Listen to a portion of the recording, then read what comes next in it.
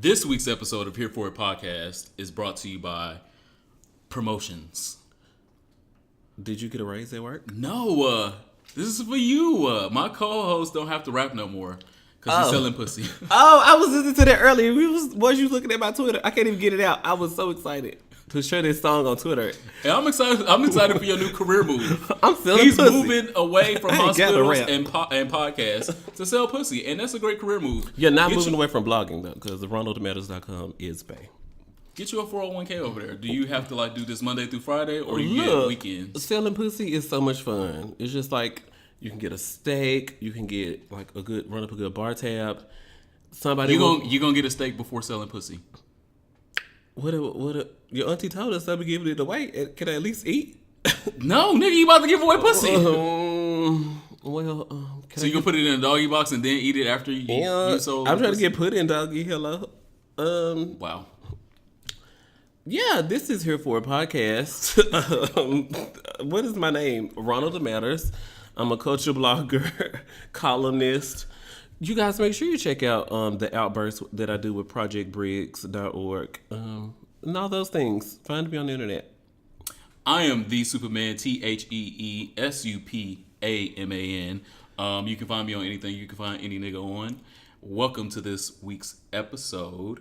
Our icebreaker is a little dark, so that's why I had to start off a little light. That sounds like a racism. No, that's colorism, so tread lightly. Well, we won't be addressing any colorism, but there's going to be plenty of racism in this episode. Thank God for Jesus. Strap in. The icebreaker is, how would you want to die?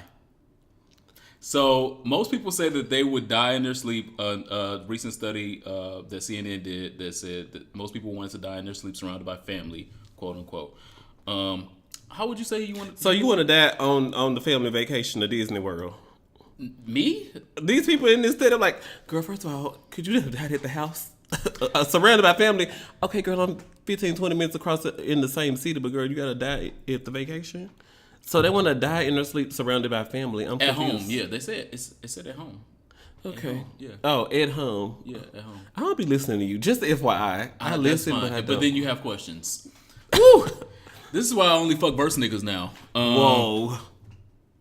Take that back. No. You do only fuck verse niggas? Shout out to verse There's a couple bottoms that keep sneaking in.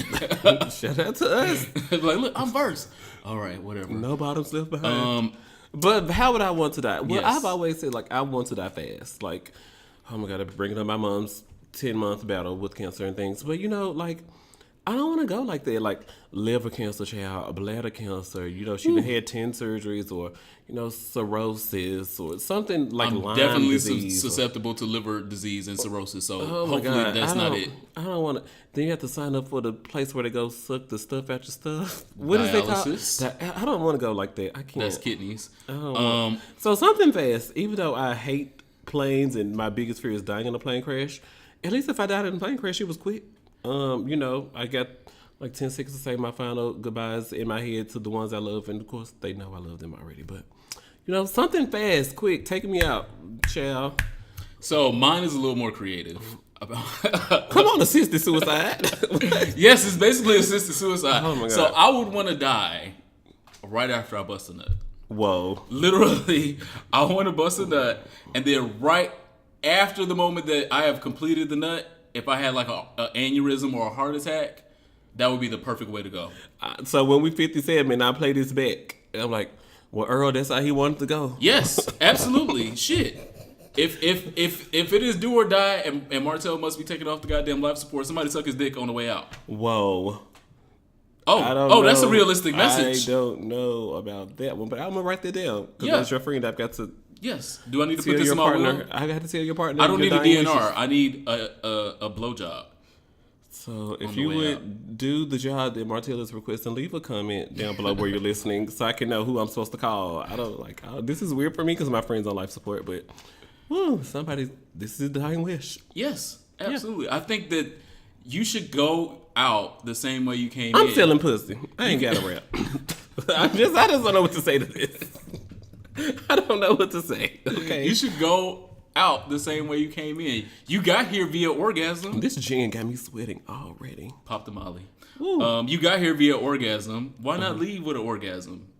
So that's my way, and that has been our icebreaker. Wow, what's going on in Hot Topics? Are the topics hot as well? Absolutely. So, the biggest, literally, Wow. the biggest story right now is about Hurricane Irma and all the damage that it has caused. And I want to shed some light on what Irma can do. Irma is going to cause a lot of vacations in the house because it's going to be raining. It's going to be, real dreary and gloomy outside. Niggas ain't going to want to go nowhere. It's the beginning of the fall seasons. Cuffing season is here. And so people going to want to cuddle and stuff like that. So I'm looking at the positives. You know what? This is Irma. moving cuddle season up. Yes, because that shit is it started. Like, autumn is not technically even here yet, but this is cuddle season. Niggas put on jackets and sweatpants last week. So the best thing that Hurricane Irma is doing is bringing you closer to niggas. Thanks, Irma Gert. And there's probably going to be some babies born in May, June next year because of Irma. So. Well, I was just doing the calculations on my hands. Oh, you were trying to find out Yeah, what month it was? It's going to be June, and they're going to be Geminis. Oof. And you thought your life was a living wreck. You just wait 9 months from now when you give birth to a Gemini. Eesh. We love Geminis. I have a few Gemini friends, but chill. Do you?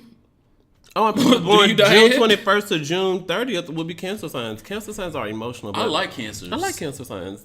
I like cool. cancers. So, if anything, that's the silver lining coming out of the biggest story going on right now. Hurricane Hopefully a baby Irma. come out at the end of June. This past weekend, we also said goodbye to one of our favorite shows. They're going to be gone for about a year. Insecure has gone off. Oh, okay.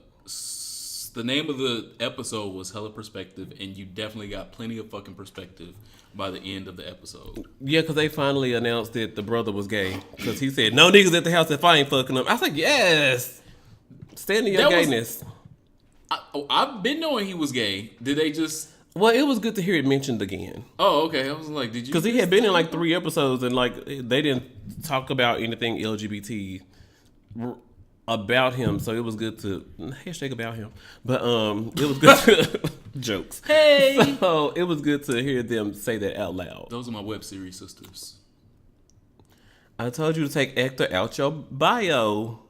So you was in one music video and it don't count, and you ain't used it in the last 6 months. So you sound real mad. So Throw that title away. When my whole anthology is out, are you gonna be just as big of a hater then? Your friends are always your biggest haters. That's what they also say. Going on in pop culture, the legend, the queen. We have actually, I feel like we've been talking about her 3 weeks straight. Because we talked about it when she announced the project. Then we talked about it when we saw a glimpse of the project, and now we have a whole. I don't know if it's gonna be the album cover or the single cover to Sex and Cigarettes. Toni Braxton has released the first single cover art for Sex and Cigarettes, aka also Deadwood, because Deadwood is the single, but she talked about Sex and Cigarettes on Eat Hollywood. So it was a big news in pop culture to me because I can't wait. We all been waiting for 3 years on a single solo Toni Braxton project, and it is here finally. And it is Sex and Cigarettes, and I don't even smoke cigarettes, but sure. I think cigarettes is like, girl, what you need to get off. No pause. I think what she did was text Mariah. She's like, legend, the legend, girl. Who is your airbrush friend? Because I need to borrow them, girl. You know, we both up here in age, and I need my airbrush. And Mariah just sent her the number, and she was like, well, girl, make sure you tell him to use this shade tone. It is a snatch picture. It is a snatch picture. I feel like it was Tony's body back in 1992, so she's entitled. I love Toni Braxton. I love her more. So I feel like she's entitled to a little Adobe snatching. Yeah, a little snatchation. A little snatchation. It's cute. I can't wait for the music. Most importantly, because I am definitely going to go. So back to Insecure. So you just was not gonna mention that they made sure that we saw Lawrence Cakes one more time before the season went out. That's why I texted you. Insecure had me I just like, she's pregnant. Oh, there's the baby. Oh, da da da. And they're like, oh, she's making it same outfit again. And he said, bye, East. I'm like, well, at least it was a pet name. By East. Because I don't think he's called her East before. I have never heard him say East. Yeah. I liked her with the long hair, with the new clip-ins that she did when they were doing the what could have been scenes. Yeah, that and I was so like, cute. oh, look, what happened if Issa hair grow out? She could be real cute. Not that she's not cute now. But it was just so cute to see growth, and then even see pregnant Issa, and then the baby was real cute when they showed the baby. They had matching clothes on. And he looked like a real daddy. And it was really, really cute. It definitely gave hella perspective. It didn't answer not one motherfucking question. They want you to tune in for the next season. And I guess it's a great marketing strategy. Sure. But I was hoping for them to at least answer the Dro question. Molly and Quentin, she did a test drive of that on the couch. I guess couch sex is it, boy. Insecure. Sex, she on that thing and wrote it. Sex is it for Insecure. The only character that hasn't fucked yet is the goddamn gay brother, and shit, he probably fucking in the background. We just don't know yet. So what's next in our topic? I'm scared. So this is not really a hot topic. Oh Lord, it's not really pop culture. Your cheeks are really hard, so I know I'm happy about it. I'm happy about it. And if you are also happy about this news, put it in the comment below. Don't leave me out here hanging. I saw the new trailer for Magic School Bus reboot.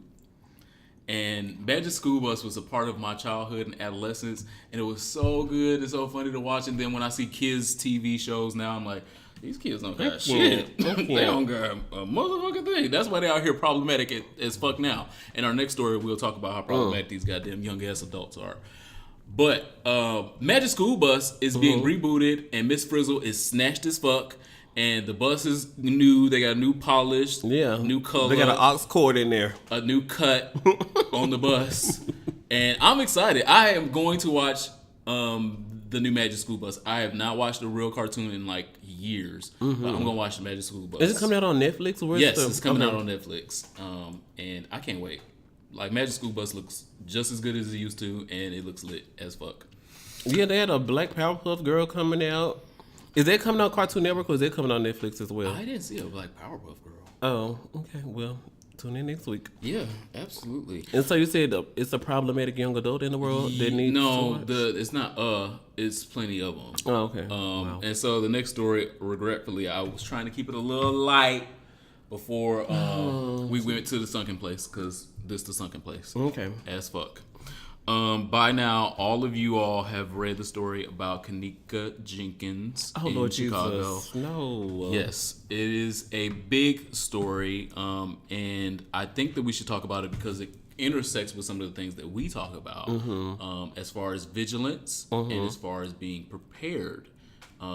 So I don't have to reiterate the whole story to y'all. If you've never heard the story, Is this the one that she was at a hotel at a party? Yes. Well, did she leave with the boy, or did she just? Really, it wasn't even really a party. So it was tell the story, because I don't know. So Kanika Jenkins is a young adult. They still haven't even really determined her age. She's between 17 and 19. They haven't released her official age yet, but she's between 17 and 19. She went to this hotel party at the Crown Royal, and it was Rosedale. It wasn't quite Chicago. It was like right outside of Chicago. And her best friend is an employee there, and that's how they got this discount to have this party where they were smoking weed and drinking and doing all this that young adults do. Can't judge it. Been there, done that. Yeah. So that's not the problematic part. The problematic part is one friend has had too much. Okay. And when one friend has had too much, it doesn't matter if that was in 2017 or in 1995 or in 1985. When one friend has too much, you as a friend say, friend, you have had too much of the weed, you have had too much of the Molly, you have had too much of the drink. And we're 17. We don't really know our limits. We don't know our limits, but if I'm conscious and you unconscious, friend, let me grab you by the hand. It's time to go. We have had enough partyation. Let's go. Hopefully school ain't tomorrow. Unfortunately, Kanika's friends were not about that life. They were about the let's continue to smoke these blunts. Let's get on fucking Facebook Live. Let's ignore that she is being raped over there. Let's ignore. Yes. So the body that was found in the freezer of Kanika Jenkins. They found her in the freezer? Yes, she was found in a walk-in freezer in the So hotel. she was unconscious off the stuff, raped, and put it in the freezer. And killed and put in the freezer to be hidden. So, have they identified the persons who were they've identified all the people that were in the room so far, but again, they haven't released names outside. The friend's mugshot is already on the internet because her Facebook Live is what told the whole goddamn story. Because people were seeing, and when I watched the video, and I watched the video 3 times, I didn't see what other people were seeing. So I'm gonna need the investigators to put out that information. What were they seeing? So she was wearing mirrored glasses, and in the mirrored glasses, you could see her friend in the mirrored glasses passed out. And then people were saying that they could hear her screams when she was being sexually assaulted throughout the video. I couldn't hear that. What? I listened to it 3 times and was like really, really trying to, but the music got loud. And to me, that indicated that, yes, something might have fouled. Because somebody went to the phone that was plugged into the Bluetooth and said, no, turn it up a little bit. Because the music was low at first, and then all of a sudden it got real fucking loud. And so other people that were listening to the video noted that they heard screams. Anyway, so the point where this intersects in what we've been talking about for 27 fucking episodes is vigilance. Not victim blaming, because Kanika is a victim. Definitely a victim. She did nothing wrong. She didn't put herself in harm's way. She didn't wear no short skirt that invited niggas to come fuck her. She just was a victim. And the lesson to be learned out of this is to be vigilant as a friend and to be vigilant as a person, to say, okay, look, I know when I take shots, I might go take a nap somewhere. Oh yeah, I get sleepy. Yeah, and when I go take a nap somewhere after 4 shots, I get sleepy. I might not know if somebody's feeling on me because I'm that dead asleep or that dead drunk. Know your limits and be vigilant about those things. So that's the first lesson. The bigger part of this is not about Kanika, because again, like I said, Kanika didn't do anything wrong. It's about the rape culture that continues to be perpetuated and not blaming the people that raped her. In the comments, that's what a lot of people were saying. Like, she should have picked better friends, or she should have not been doing that at age 7. It don't matter if she was 39 and having her first hit from a blunt. Or a whole snort of cocaine and a Molly. It don't fucking matter. Because even if I'm drunk and passed out and high, it does not give you license to put your dick in someone's vagina. So you were the one with the highest criminal charge in this case. So definitely I want to make sure we're talking about not perpetuating rape culture, because Kanika didn't do anything wrong by being asleep in a hotel on a bed. What the fuck else are you supposed to do at a hotel? You're supposed to be sleeping in the beds at some point.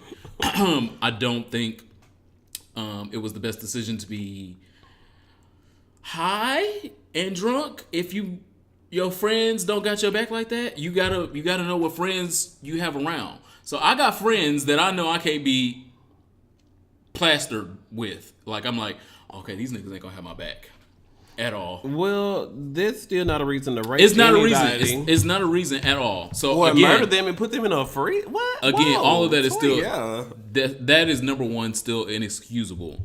But vigilance is what we have talked about for many episodes. Being prepared by taking the right prophylaxis is also important. So let's say this was a gay situation and your gay friend took you to the rave party, and you sleep in the rave party in the back on the couch, and then before you know it, you so high, you so throw, you so twisted, you so all of this, you wake up and there's 7 niggas fucking you. Whoa. 1, I say that because that's a real story. 2, I say that because that real story needs to be a cautionary tale, because 1, no one will want that to happen to them. But if that ever happens to you, can you say that I have made the right choices in prophylaxis, that I won't have double, triple, quadruple the problems? So you're already going to be dealing with a lot of depression. You're already going to be dealing with a lot of stress. You're already going to be dealing with all of these other things that come with being raped. Don't deal with HIV when it could be introduced into all of these situations. So prophylaxis is definitely something we've talked about, self-prophylaxis in taking PrEP. So the story about Kanika Jenkins is absolutely dark. It's absolutely horrible. The first person to be blamed is the rapists. But I say to everyone, vigilance and prophylaxis is the best defense of ever putting yourself in a better situation. I don't know what to say after that. Is there another Hot Topic story or something to move on to? Oh my god. So Do we got one more? we have a friend. Oh, not a friend. We have a fan request. Okay. So we have a fan that liked the Bay or Bi icebreaker. You remember the Bay or Bi icebreaker? Mm-hmm. And so he wanted us to let him know if he's Bay or Bi. Okay. So he sent us some pictures. Okay. And we're going to be honest in our assessment. There's an Instagram. No, there's a Tumblr where you send this person $20 via Cash App and they will rate your dick. And post their rating of your dick on their Tumblr. I was like, so I have to pay you $20 to give me what you would rate my dick? And people are actually doing it. Oh, me as the dick picture? I have to give you $20 to send you my... Oh, no, you have to give me $20, send me your dick picture, then I will post a rating of your dick on my Tumblr page. Oh, no. I mean, I guess that's advertisement? Shout out to the market. It's the markets out here for everything. Yeah, I guess that's advertisement, but no. Just fuck a few niggas that talk a lot. That's good advertisement. Fuck a few niggas that talk a lot. That's great advertisement. They'll tell somebody eventually. And then their friend will find you. So this is coming from listener TT President. Okay. We're going to view a few of his pictures, and then we're going to say Bay or Bi. All right. In the most loving way. You said to be real. Now you're telling me to be fake. You got to pick one, Toya. Techie Toya. That is the first picture. I like it. You know, bald-headed and beards and thick. Exactly. Are my type. I liked him better with the beard. So I think he looks really accomplished. He has great glasses. I love a big-ass nose. Noses are my thing. Okay. He's got a huge, fat-ass nose. I love noses. So I say Bay. He's attractive. Yeah, I get the same. He's attractive. I don't think he's commercially attractive. Like no, but I mean, like, I think he just wanted you to rate him Bay, but I don't think I was included. No, he asked the. He asked us both to do it. Yeah. Sure, cool. Yeah. So I think I don't get these types of DMs. That's unfortunate. I know. Send me DMs.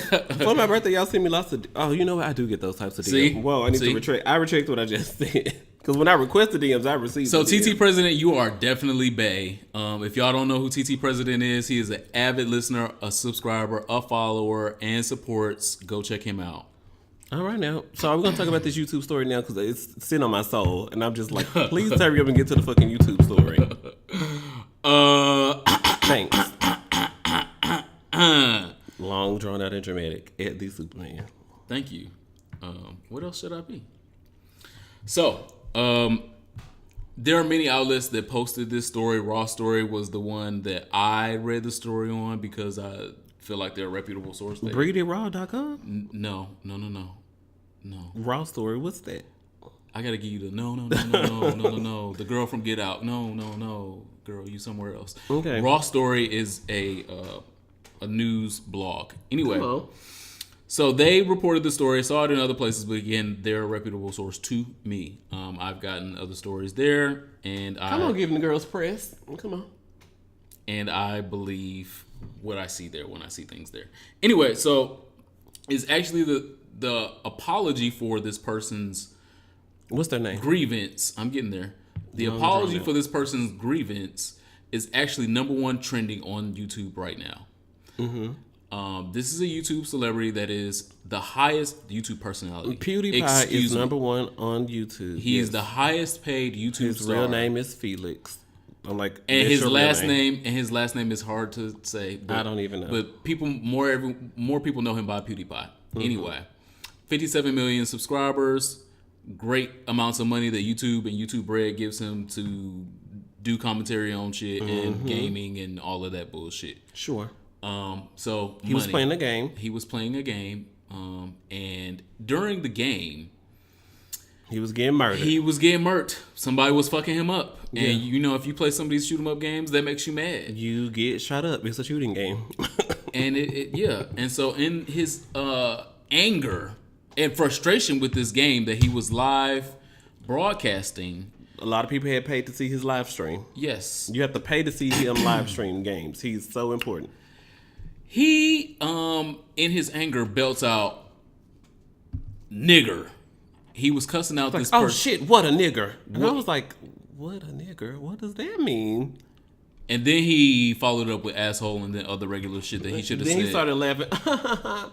Oh, he's such an asshole. I didn't mean it that way, you guys. And that's what he said during the live stream. No, definitely not here for it. Oh. I'm not president. Girl, what? I'm just saying the girls in his comments are, oh my God, it's just a word. I can't believe. I'm in Antarctica to that bullshit. Oh I'm God. not fucking here for it. I can't believe you're getting all this news coverage about this. Like, what about all the great things you do? I'm going to get there. 1 second. I'm addressing this bitch first, and then I'll address those bitches. So he then issued a statement. This all happened on September 11th of all motherfucking days. He then issued a apology video that, like I said, is number one on Twitter. It's still trending. It was trending when I read about it earlier. Still trending. Number one. I shouldn't have said that, you guys. There's nothing that I could say right here to cover up. There was a dumb thing to say. And, if I offended anybody, I apologize for my words. Yeah, a very loving hip hop. If you hurt, like, I hate when you put the word if. If I offended niece, clearly you offended people, girl. It's made the headline news. Take the if out, girl. It's a definite. Yeah. And if you ever apologize to me with the word if, we're going to fight. I'm not going to win because you're stronger than me. But I'm going to, like, at least get a lick in, okay? Because don't put the word if in no apologies to me because clearly I'm offended, motherfucker. So you just had to apologize to me, but then you putting this shit up in there. And then to all these bitches, oh my God, it's just... To my future lawyers, he just admitted premeditated assault. Sure did. Anyway, and then to these bitches, oh my God, it's just the word I cannot believe. And oh my God, Felix, these people are like assaulting you. Yeah, we are. Just like Kim Kardashian had to apologize for the Jeffree Star comments 2-3 weeks ago. You know what? I'm not a part of that group of people, so I cannot say what they need to get over and how they feel. Like, I should just stick to making my $14 million in 14 minutes with my KKW beauty, and I'm going to shut my mouth. That's the same way all these PewDiePie, first of all, what grown man names? Anyway, so, like, yeah, PewDiePie, Felix, all of his listeners and fans, you know what you can do? Put on your tie and go back to your internship and hush your mouth. Focus on what's going on at that company that you work for and hush. You can't say nothing to black people about black people experiences. Well, the real I feel like I say this all the time. Well, the reality is they're not going back to the internships. These are the same white people that showed up in Charlottesville. The exact same ones. So before I get to those people, I'm back on the apology. Mm-hmm. So the part of the apology that stuck out to me the most was, and I quote, it slipped out.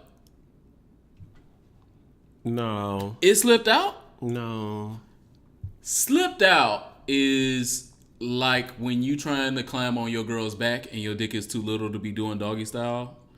Little dick bitch, this ain't slipped out. No. Nigger is not a word that just slips out. Nigger is a word that you've been saying in private, saying in your head, is ingrained in you, and you continue to say it. And you felt in that moment that person had done something niggerish to you, and you said it. And in all your social media training to get to where you are, to get to this many millions of followers and this many millions of views, you still are the scum of the earth when it comes to those things. You don't know no better at all. And you know who's worse than you is your goddamn fans. Your fans are absolutely worse than you because they took up for you. You at least attempted to try to media-wise apologize. Your friend said, PewDiePie did nothing wrong. Y'all niggas just being salty. Quote from Alan Korsnevov on Twitter. The other one, Defend PewDiePie. He actually changed his whole goddamn Twitter name to Defend PewDiePie for this nigga. Talk about caping. Hashtag PewDiePie did nothing wrong. He said the N-word. So what? He said some edgy shit. Edgy shit. No need to overact and punish him. He's not a racist. K-Girl. Cool. And the last one, I stand with PewDiePie. Sure, he has said something dumb, but he's clearly not a racist. Judge intent and context. Hashtag PewDiePie did nothing wrong. What was the content and intent in calling someone whooping your ass in a video game a nigger? What was the content and the intent? Was the intent not to say something racially divisive? Was the intent not to say something that would offend millions of people? What was the intent? So please, if any of our listeners are subscribers to PewDiePie, unsubscribe. I don't think our listeners. I don't think so, but if any of you are, unfucking subscribe. I mean, he's either unsubscribe to Here For a Podcast. Absolutely. Look, this is not the channel for you. No. This is not the channel for you. No. But I mean, he's got 57 million, so there could be one of them peppered in there, lingering. But this ain't it. And I'm not fucking here for it. Those are all your thoughts? You have more thoughts? I have more thoughts if I meet PewDiePie. Come on. I got plenty of thoughts. At least you're going to talk to him. No, I'm not going to talk to him. It ain't going to be a talking conversation. I'm going to show him what a nigger is. Well, because he wants to know what a nigger is, I'm going to show him what a nigger is. You want a nigga will show up. Thank you guys so much for leaving us reviews on iTunes. We have 19 5-star reviews. So if we could get like a couple more, you know what I'm saying, push us up there, you know what I'm saying, shout y'all boys out.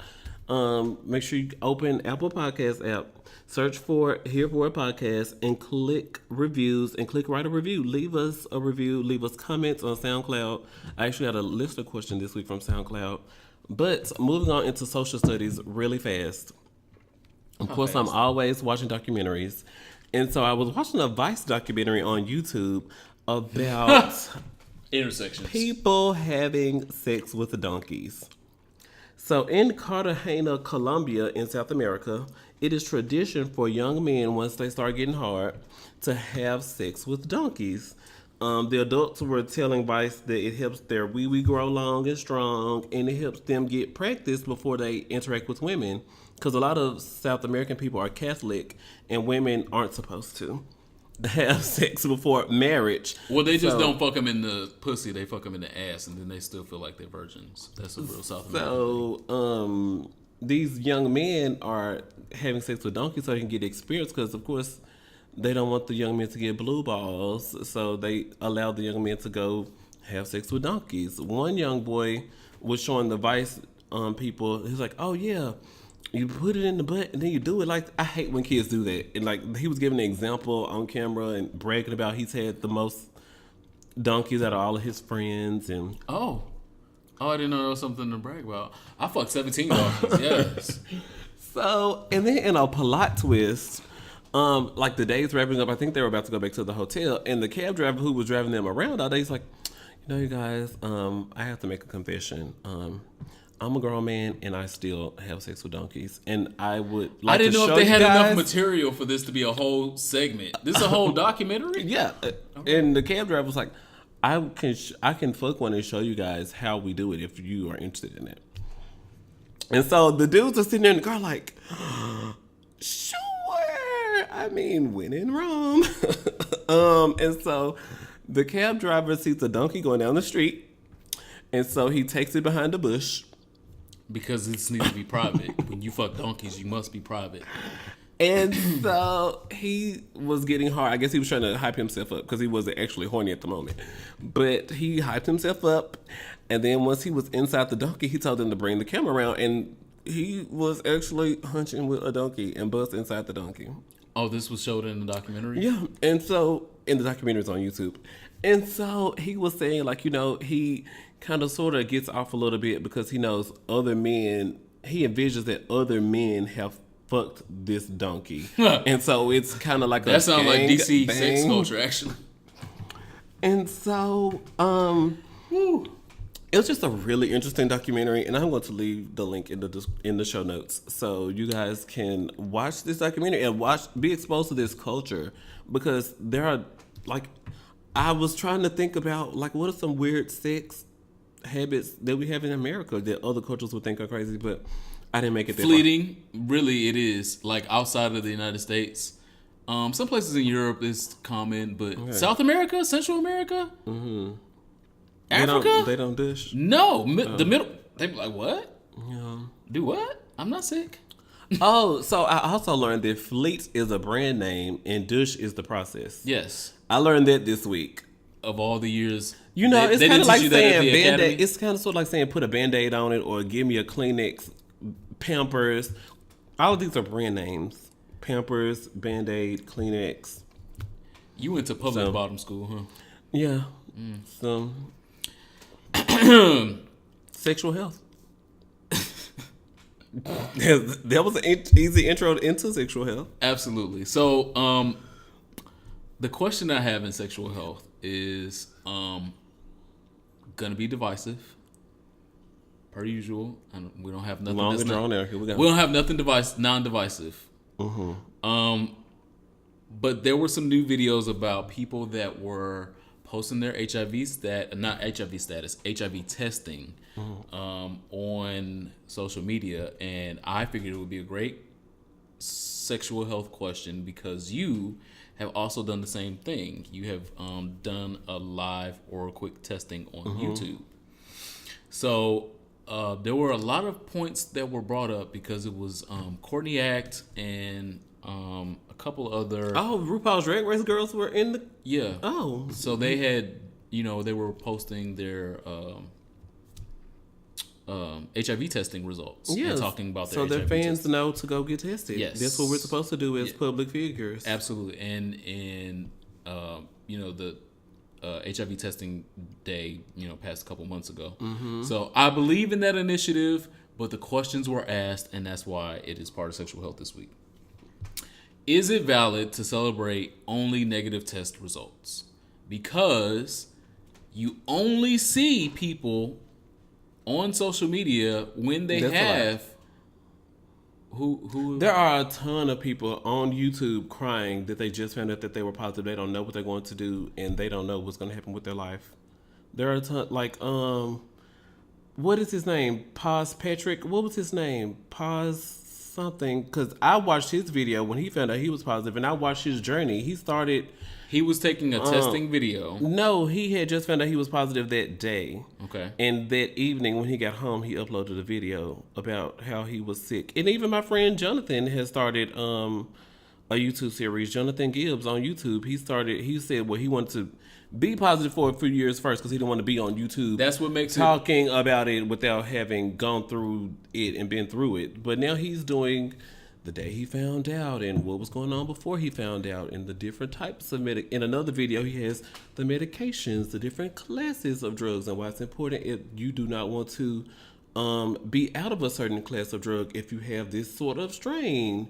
So I think but that's not the question. The question is about test results. So just like someone saying, but there are people who post that they're positive the day that they are positive. The conversation we had when I got tested at Pride and I said I feel too ashamed to post, I definitely think you opened my eyes when you was like, you know what? Enough people don't share their positive results. I found out I'm positive today and I'm glad that I know so I'm not out here passing it along and, those types of things. I think our listeners took your message away, but I do agree that there need to be more people posting on the internet when they get a positive result. Yes. So this answers the question 45 miles later. Absolutely. But the the basis of it is about people literally taking the test like you took the test on YouTube. You don't know what your results are going to be. I didn't know. That is different. That's different than someone that now knows that they are HIV negative and they've dealt with it in their personal life already, had thoughts about it, and then got on social media. That's absolutely different than when someone is pricking their finger, swabbing their mouth, and not knowing the results. And you are learning the results with them. That's what I'm talking about. So, yes, I still applaud anyone that comes out and talks about their positivity after they've been tested. But we're talking about people that are doing testing videos, literally finding out whether they are positive or negative while you find out while watching them. And the question was, is it really celebrating negativity? Because most people that do those are negative. No one is doing one was saying, "Oh shit, fuck, I'm positive. Yo, I didn't expect this to be happening, and now I'm on Facebook Live with my finger pricked or the swab coming out of my mouth." But I mean, there's no way to tell if you're gonna be positive like before you do it. No, you don't. You don't. You don't. It is a gamble, literally, because you are taking a test and you may not know what the results are. But the overwhelming majority of people that are doing the exact testing videos are negative and know that they are negative when they're posting these things. So that's why people were asking the question, is it celebrating negativity instead of promoting positivity? People that are actually HIV positive. I don't think we want to promote.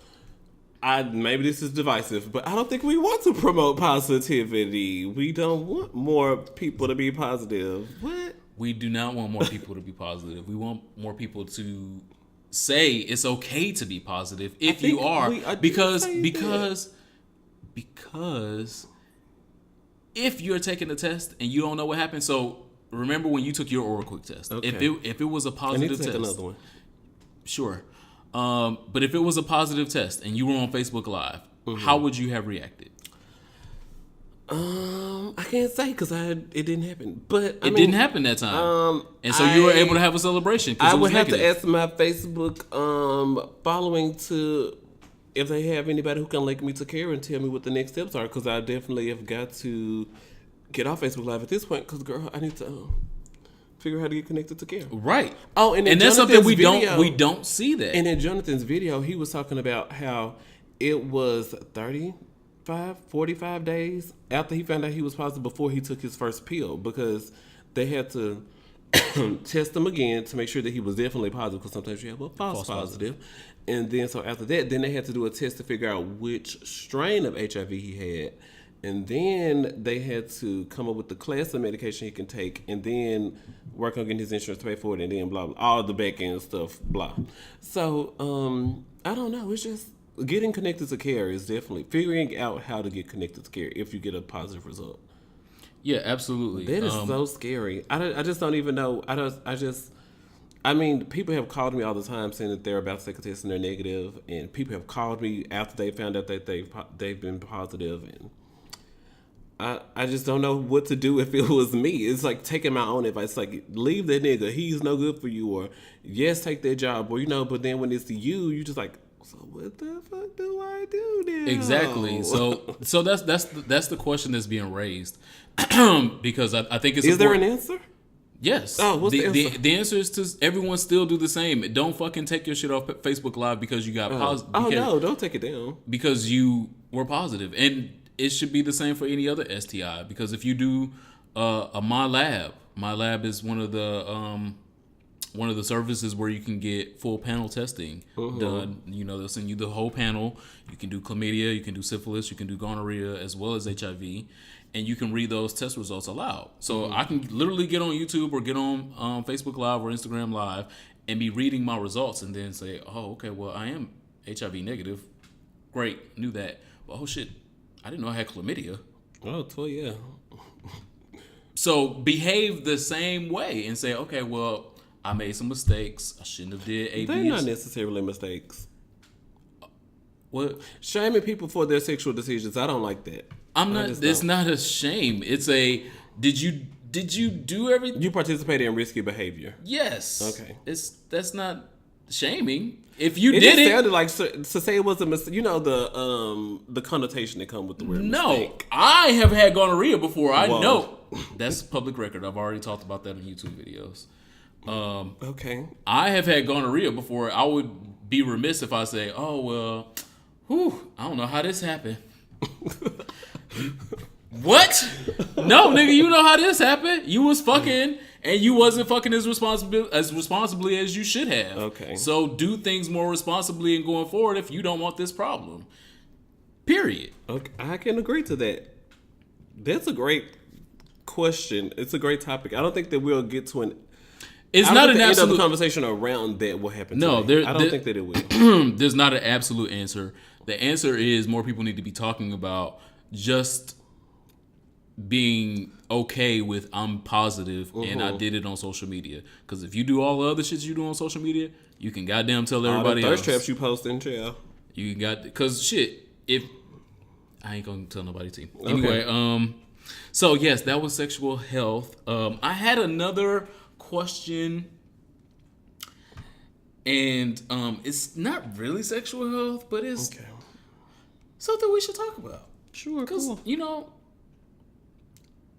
we want to get married. I want to get married. I know some of our listeners want to get married. I just don't want the. Like, I like the thought of relationships, but like, I don't want nobody telling me that I can and can't go out with Eddie Superman. My friends in town, and I shouldn't be staying out till 2 a.m. Or like, oh my God, I'm 10 days behind on my part of the AT&T bill. Or You don't want anyone to tell you that? I don't. Well, none of my bills are currently behind. Like, no, and I have enough money in the bank account to pay all of them. Anyway, then that's not a concern. So I don't want to brag, but you know. Like, I don't need nobody just keeping up with me, tabs on me, all those things. I got me. Like, and so this is where I start thinking, like, do I really want love? I'm not in a place where I want love because I also. So you just want to fuck, buddy? I'm just saying I can openly say, like, I don't want any of that shit. I don't want any of it. Some dick every now and then is cool. So fuck, buddy. But so am I in a place where I want like love like that? That's something I've been thinking about lately. Wow. Here for a podcast to get my inner thoughts. But, you're welcome. We're gonna send you the bill. Actually, so that was a get out of the should and step into the could. Come on, Molly. And Molly left that office and got on that dick. Yes, come on. After she got off the other dick, and that she's still also riding throughout the summer. Wow. Anyway, so that is the sub question that you guys can talk about. And do you really want to get married? Because there's a lot of pressure. There's been a lot of pressure over the last couple of years since marriage has been a big thing. Marriage equality has been a big thing. And do you even really want to be married? Are you ready to be married? The main question is, do bottoms propose? I think bottoms can propose. I didn't say can. I said do. Oh, do you think bottoms propose? Yeah. I think bottoms do propose.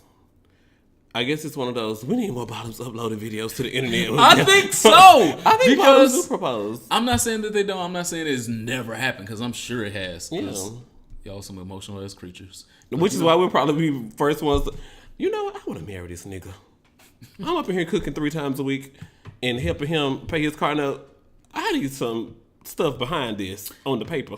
So I'm not asking for a friend. I'm asking for me. I'm trying to figure out if bottoms propose because I ain't never. I've proposed to one bottom before. I proposed to a girl before. I ain't never had a bottom propose to me. Well, so that's what you at the house thinking about. Well, sex don't count because I don't believe them when they say that shit. I mean like a real proposal. Like he put some thought. I was watching something. So apparently Manila Luzon is the top, and she was on doing some interview where she talked about how her boyfriend's from Chile, and they went to go visit his family in Chile, and they proposed at the tallest building of something. I was like, Manila I feel so Luzon bad because I feel like Manila should move on and Manila should be in love and all of that great stuff. But when I met Manila, she was married to Sahara, and Sahara gone, and I just feel like that happened like 2 seconds ago. Why the fuck are you on somebody else's dick already, Manila? And I love you so much, but I don't understand. So do bottoms propose? Do bottoms propose? So apparently, did Manila's bottom propose to her? Is that what happened? No, Manila proposed to her boyfriend, but okay. Manila was out here talking about how she likes to stick it in the bud, and I was like, Manila's on is a top. I don't know, but I'm just so confused. I'm happy for the brothers out there that can find the power to let a drag queen top you. You know, I'm sure there's some great drag queen tops out there. I'm sure there are. I just don't know if I have the power. I'm like, no, I don't have the willpower. Is that your? Is it a threat to your masculinity? You know, that's what the girls gonna tell. Yep. Like, what would the girls say on Insta? Yes, absolutely. It's a threat to your masculinity. Absolutely. No, you cannot be wearing a wig and trying to throw dick. Nope. Nope. That is a problem with me. For me. Here For It podcast will be at Bloom, Jamaica, November 29th through December 4th at the Hedonism II Resort in the Grill, Jamaica. The 6 days, 5 nights, all-inclusive vacation has a focus on spellbinding sexual energy and spirituality and features men from all over the world. Go to bloomjamaica.com for details and tell them on their little box, how did you hear about us? You put in there, Here For It podcast. Thanks.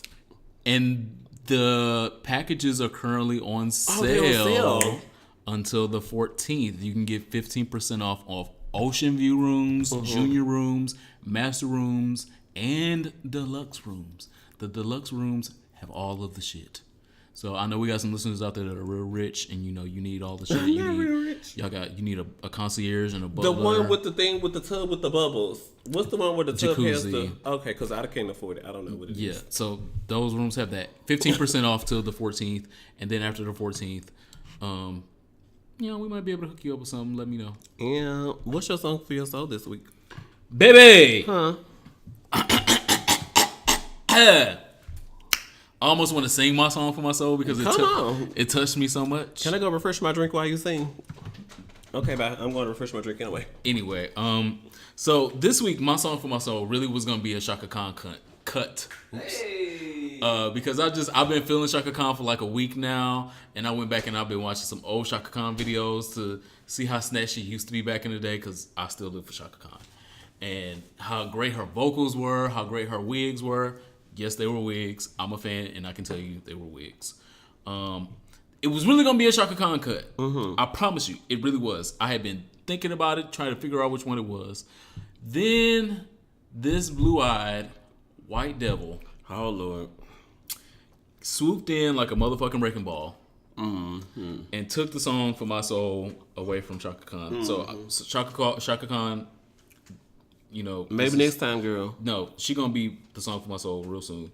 But the way that Sam Smith got in my spirit animal and reshifted all of the organs for this new song, Too Good at Goodbyes, I could not. I was tearing up when I heard it because I had to hear it 3 times in a row because the song title itself told me that this song is for me. But then when I listened to the lyrics and I was reading the lyrics while I was listening to it, I knew that was just my shit. Too Good at Goodbyes, the song just released by Sam Smith Saturday, is a song about just being so good at breaking up and getting rid of temporary ass niggas that it just had to be the song for my soul this week because it still is. I have heard it every night since it debuted. I'm going to continue to hear it. I can't wait to see the video visual. I can't wait for the rest of the album. Sam Smith embodies white R&B for me. It clearly is very black R&B influenced, and that's great. I still like it. But it's so good. Too Good at Goodbyes. I'm so good at goodbyes. I'm so good at fucking throwing the match and burning the bridge and be like, oh, all right, nigga, bye. You don't got to be here. 17 other niggas want to be here. And do you know how many times I've heard that in conversations? God damn. Well, it ain't stop being correct. My song for my soul this week is Maxwell. It's a live edition from the BET Awards Prince tribute. Oh, yes. Where Maxwell did that song where he was in the rain, and I was like, your new single ain't that cute, Maxwell. Move along. But then he busts out with Nothing Compares to You by Prince. And I was just like, I don't remember hearing that on the new album, but I like it. And then I was Googling the lyrics as he was singing. I was like, oh, this is Prince. You didn't know Nothing Compares to You? I did not. And so this week I'm about to unfriend you. It was one night that I was just sitting there watching it on repeat. And I was just like, why am I sitting here doing this? Like, that song, Nothing Compares to You by Prince, I want that to play at my wedding. I think that's the song I want to come down the aisle to. Bitch, you should have been fucking. So I gotta propose to somebody. You should have been fucking to Nothing Compares for like the last 15 years. What are you talking about? OMG. Yeah, so Look that up on the internet. Like Maxwell, Nothing Compares to You, Prince tribute is so good. I definitely want to come down the aisle to that. If I ever fucking make it to the aisle, girl, child. If we ever rent the space. I'm disappointed. You Nothing should compares. be. You should be disappointed. Your Nothing beard is compares. ugly this week. Nothing compares. That's like one of the top 10 Prince songs of all time. And I'm a Prince person. Wow. When we're in the car, you should stop playing your Migos. You're a Lil Uzi Vert. You ain't never heard me play Lil Uzi Vert. All your friends are dead. Though some of the songs are growing on me. You have never heard me play them. Quit playing all that trap music and play real music in the car, okay? It's time for our listener letters. We're at 54 minutes. Listener letters. Overtime! Send us your questions to hereforitpod@gmail.com, pretty please. Or to any inbox where you can find us on social media. We love communicating with you guys and talking with you guys. So anything to do, but hereforitpod@gmail is the place. Fat ass pictures work too. Because this week, one's questions from SoundCloud and one's question from Instagram. Anyway, Cordell on SoundCloud writes. Did you say Cornell? Cordell, a D. Oh. Cordell, avid listener, always leaves us great comments. This is not Cordell Stewart, right? Cordell on SoundCloud writes, I would like to hear you talk about wellness and health regarding body image.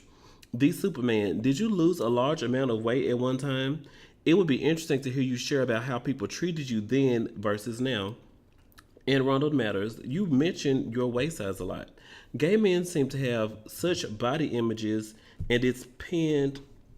Some words missing there. And it's pinned to their self-esteem and how we interact with one another as gay men, and even how we love others as well as ourselves. Come on, this was a run-on sentence.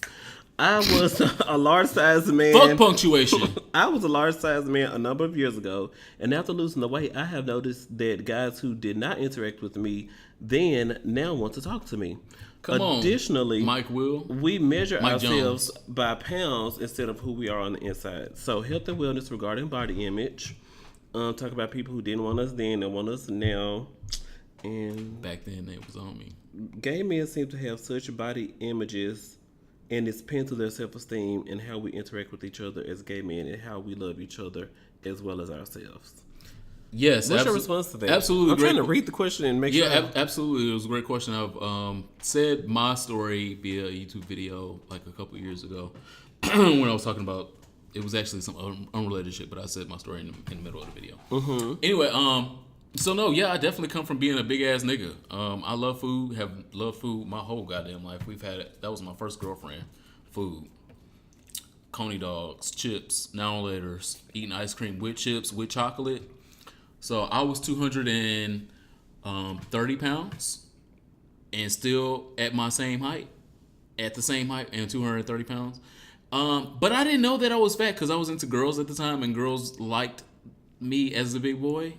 I was still. Sorry for 2004 had just came out. Sorry. And you and Ruben Stutter was twins. Well, almost. Okay. Yeah, because I graduated in 04. So I was almost the same size, but I was losing weight because I was going to the military at some point later that year. Anyway, so yeah, I know exactly what it is like to be a big boy, but it was a little different for me because at the time, girls in Detroit was digging big niggas. Yeah. And I wasn't fucking with boys. So I didn't have as much body image shame issues at the time. I knew I was fat and I knew I should lose weight, but Coney's and hamburgers was lit, so fuck that. But when I eventually did lose the weight, I felt so much better about myself than I did when I was fat. And being into the gay lifestyle, I have yo-yoed. I'll throw some at you. I hate the word the gay lifestyle. I just got triggered from when I was a child, and they were just, you don't want to grow up and be in the gay lifestyle. And so when you said that, I immediately did an eye roll. I apologize. But back to you. I'm listening. This is great. Anyway, being in the gay world of image and aesthetics, it's been a road, especially in modeling. It's been a road, especially in dating. I have yo-yoed between my ideal weight of somewhere between 170 to 175 to bitch, I just want some nachos tonight, so I'm okay with 180 to being back down to the 170 because I'm trying to be cute somewhere. So yes, there's definitely a lot of issues, and I know the differences between them. I say still be confident in who you are, if it's at 230 pounds or if it's at 160 or 130 pounds, because somebody's still gonna want you. Amen. Somebody wanted me when I was 230 pounds. Somebody wanted me when I was 170 pounds. Be confident in however you wear it, and somebody's still gonna want it. It was so interesting to me at the World of Kevin from the Outline podcast. Check out my episode that I was on his podcast. He went vegan recently, and he was just showed a picture of how he's naturally been losing weight since he's gone vegan. And people are like, oh my God, you were so cute as a big boy. Yeah, I was like, yes, he definitely was cuter as a big boy. Yeah, and I was loving it. But so I don't think that certain people might not like you, but that don't mean that there's not a market for you. Yeah. Your market just gonna change. You're just gonna be exposed to some newness. Yeah, you're gonna go from being a BMW to a Benz. Either way. So if you're getting fat, you're gonna be a Benz. If you going the other way, you're gonna be a BMW. Somebody's still gonna want to fucking buy you. So keep the same self-worth. He says, I mentioned my waist size a lot. I've never really noticed that.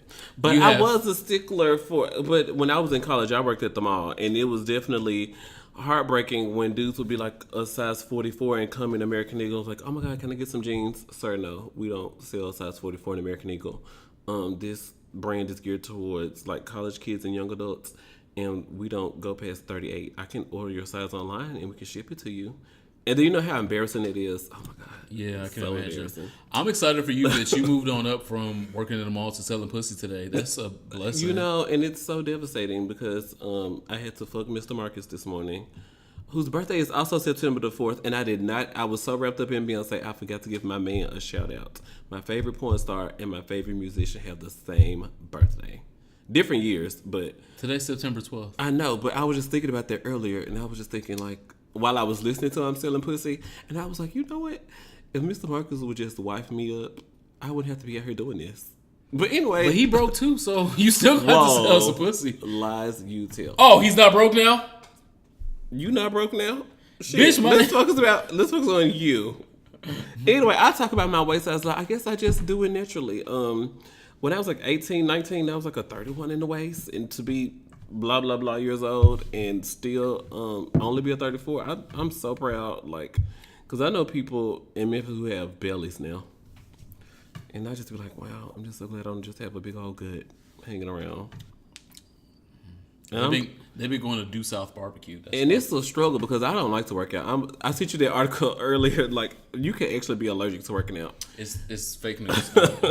No, it was when you eat a certain type of food and then you get your heart rate up. It's that high, then your body chemicals start doing something that causes the allergic reaction. So it's just like, girl, don't be eating all of this and that and then like, oh, I'm going to go work out now.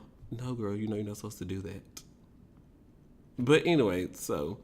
I just think I'm proud of my waist size because I don't work out. And I know that child to still be this waist size that don't work out, child, it's a work of God. It's a work of the Lord. Our next listener question comes from Maurice T. on Instagram. He sent us a DM. It says, I have a single gay friend in DC that wants to meet a quality dude and tells me that the places I have taken him in the past to meet dudes was not a good place.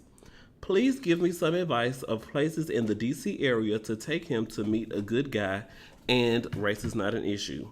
Love the show and can't wait to see you guys live. I hope we get to do with our live show. I hope we get to do that. Yes. So he wants to know what's a good place to take his friend in DC. And race is not an issue. So I'm not even going to speculate. So I asked my coworker this once because I was at work when I received the DM, and I was like asking the only one cool hip coworker that I have, Lord. I was like, where does she go? And she was like, well, you definitely got to hang out at places where people have money and can afford to be at those types of places. So that way you know that they have money to date you. Because you can't be hanging out at the 2 for $20 for Applebee's. Something. You know what? I want to start dating. Sir, you're barely making it for yourself. But you like 2 for $20. I live for a good old 2 for $20. I live. I don't need a rich man. But anyway, so she said she likes to hang out at Park at 14th. She said their happy hour is nice, especially Does she come on Sundays? No, she said especially on Thursdays. It's men from all walks of life, and Yes, I've gotten that invitation. so Thursday afternoons at the Park on 14th. And she said there's also a place called the Watergate Hotel, and they have a roof The real sky something a sky the real terrace. Watergate, the reason. The Watergate Hotel, they have the drinks are a little bit expensive. They're really good, but if you want to meet quality people with good jobs, you got to hang out at those types of places and not down at the local fish grill. That was great advice. I was like, I like that. Oh, she also recommended Beacon on Sundays for brunch. She said a lot of different types of people are there, and she enjoys going there. She's met a man there. So where straight women find men versus where gay men find men? No, just overall, just to make sure you go to a quality place so you can meet quality people. That's where I was going with that. 1 hour, 5 minutes. I'm not on the clock. I am. I have a date later. I'm selling pussy.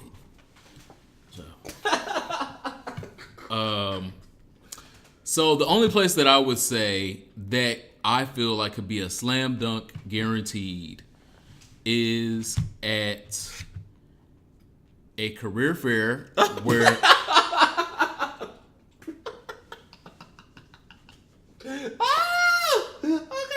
So that means he don't got a job. no, What does it mean? a career fair where you have to pay admission. Oh. Listen, that's why you not a part of the game. Hey, that's why I'm listening. It's here for a podcast. I'm single in these streets. I'm not even looking for love, though. I don't know. Confused. Very. So career fairs that you have to pay an admission fee are different from regular career fairs. Regular career fairs are definitely for people that don't have a job, and that's not all the people that go there. I'm not saying that as a generalization, but it's more of that than the other. But career fairs where you have to pay an admission fee, typically you'll find people that already have a job, but they want to move up. They want to find either more pay, more responsibility, more benefits, and things of that nature. And so when you're at those type of events, you know that nigga got drive. He not gonna be trying to get his boo-boo off the ground. And he already has a job because he's paying these admission fees. The admission fees for some of those career fairs can be anywhere from $25 to $50 to $100. So those people are definitely looking to pay the money to network with the right people that can put them in the right positions to get a better career field. I've been to a couple, and when you go to straight spaces, give a little long eye, 2 to 3 seconds longer than you should, and if they give you the long eye back, exchange business cards and shake hands. So I think that's the best thing to do. Other than that, referrals from your friends. What are you here for this week? So, my here for it this week is a little dynamic. There's a new diet out, and I know you're not one for dieting per se. I am sometimes, and this diet appeased my spirit, and I love it. On Reductress.com, the diet is, I gave up eating sugar so I could focus solely on eating ass. What's the website again? The girls eat this knowledge. Reductress.com. REDUCTRESS.com. And I'm going to quote a couple excerpts. What does this include? Is it a grocery list? No, it's so the diet basically is take yourself completely off of sugar. Mm-hmm.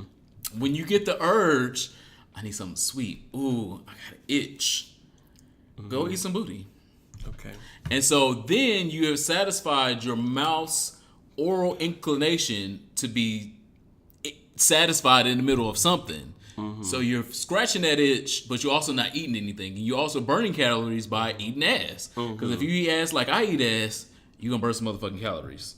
So I think it's a great idea. I'm absolutely here for it. And when I read it, I loved it. I was like, oh my God, I really need to put this in my rotation. This needs to be in my rotation. A couple quotes is I can safely say giving up sugar was the hardest thing I've ever done. But now, whenever I want to reach for a Twix, I nosh on the ass instead. Suffice to say, I've never felt better. Look at you, girl. I'm here for it. Absolutely. When you just read another quote. When you just feel like, I'm gonna give up cigarettes. Every time you want to go on a cigarette break, just go eat ass. Oh my God. Eat ass. Save a bottom.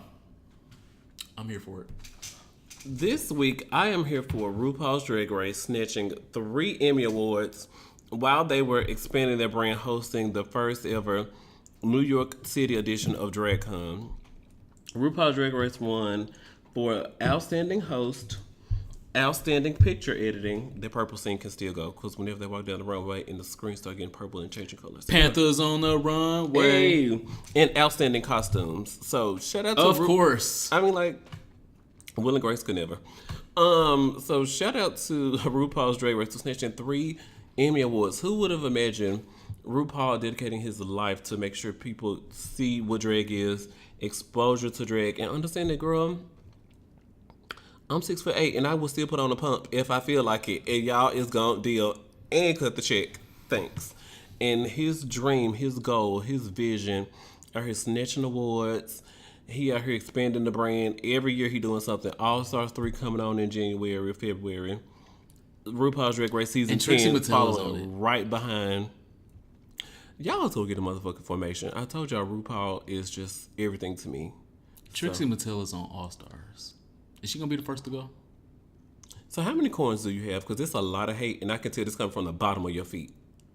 It just stirring up in your soul. I don't hate her. I just don't feel like she should be there. This week, I have 2 last calls, so be prepared. Okay. They quick. Well, I want to say, let's just get this done. So I've been waiting to take this shot for a while.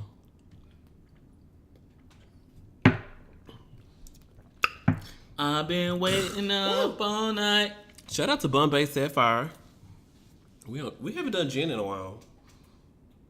So my first, and so this is in no particular order because I have 2. Again, I couldn't agree on one of them being my last call and not saying the other one, so I'm saying both. My first one is Issa Rae has been announced to be the spokesmodel for CoverGirl. Miss Awkward Girl herself, Miss Insecure, is now a CoverGirl of CoverGirl. I just want that to be my last call because that is a fucking dream accomplished. If you have watched Issa Rae's growth from YouTube to fucking HBO to CoverGirl, I don't think that was even in her peripheral. Like, she would never have. I'm gonna get this little show off the ground. I'm gonna be a model, and I don't even. I'm going to be a CoverGirl. Things that you don't even have in your peripheral, and those blessings come down to you. Just congratulations to her. And so that was my last call because it was also something I was tweeting about earlier. Was 2017 is getting ready to come to a close, and to some people, God is still working on different things in your life. Amen. And you never know when that plot twist is gonna come. Yeah. Sometimes you might be in the middle of a whole bunch of bullshit, and then a plot twist come, and then you be on top of the bullshit. You sound like you preaching the word. All right now. My grandmother told me that I was gonna be a preacher. I promise you. Oh my God. She couldn't have been more wrong, but we do educate the masses. It's about giving a message. She just had the wrong vision. Yeah, she was in the right direction. Yeah, she was in the right direction. Yeah. She just didn't know I was gonna be fucking boys while I was saying it. You're gonna be a storyteller. Anyway, so that's my first last call. Had to say it. Had to get it out because congratulations to Issa. OMG, CoverGirl. My other one is to Teyana Taylor. Teyana Taylor. No. It was so many. It was so many. So which one? I'm just gonna give it to the fucking full weekend. Oh, that bitch. That bitch. My last call. She turns it. My last call is to Teyana Taylor being a whole butch queen fag at this weekend's New York Fashion Week. Well, she was being herself. It's different when girls are being a hag. Yes, and so I'm never being herself. that I'm never here for when you're being a character or a caricature of something else. Yeah, she was that herself. I'm never here for. She is a butch queen fag in woman form. Yeah. That's what I'm here for. She put that shit on motherfucking display on runway after runway, in wig after wig. I'm gonna Vogue, I'm gonna flip, I'm gonna dip, I'm gonna do. And I lived it for every gay ass fucking moment. She gave it to us. Which one was your favorite? Is there a favorite? When she was in the black leather thing and then did the flip on the runway. Oh, she was doing the fade. Realness. Yes, and then she did the fade pound, and then popped it, and then did a flip, and then got up, and then I lived all the gay experience, the whole moment, and then Iman was there egging her on with her gay ass being extra gay. Not Iman, I'm talking about Teyana, because Iman is trade legend. Iman is trade, so we know. Anyway, that's my last call. I just couldn't have had. It's a draw for me. Issa Rae being CoverGirl and Teyana Taylor being a butch queen. That was my last call. I definitely got my life when there was this Instagram video going around, and it said like, this what happened when you put a bitch on a broke escalator and something. She was hosting, I think it was a clothing line lunch that was hosted by Moet. In the Great Week. And so she had this big ass bottle of Moet. My favorite Lil' Kim video, I don't give Lil' Kim a lot of shout outs. My favorite Lil' Kim video is her very first one is No Time for Fake Niggas. Just listen to her song with some real. And it was her and Puff Daddy. And I was like, imagine how tiring it was for a 4'11" girl in the mall going up and down this escalator all those times to shoot this video. That is my favorite Lil' Kim video. And I also feel like it was her rawest video. So for Teyana Taylor to be paying homage to her, and just doing the first verse, Puffy put the Hummer for the summer, and I follow E-Class with the goggles. And then she had the goggles on, and she was just getting it on the escalator with that big-ass bottle of Moet. And first of all, it was sponsored, so shout out to the sponsor, Moet.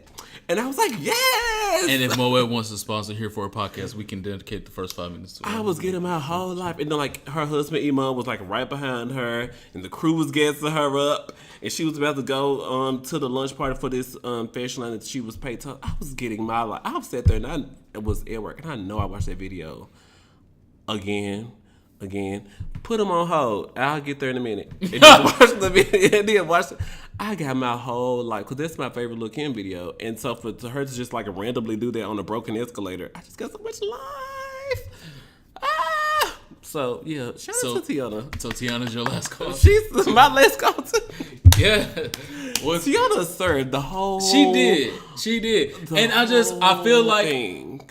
I've been wanting her to come out with something. Yeah. And she give us a little taste and then go away. Yeah.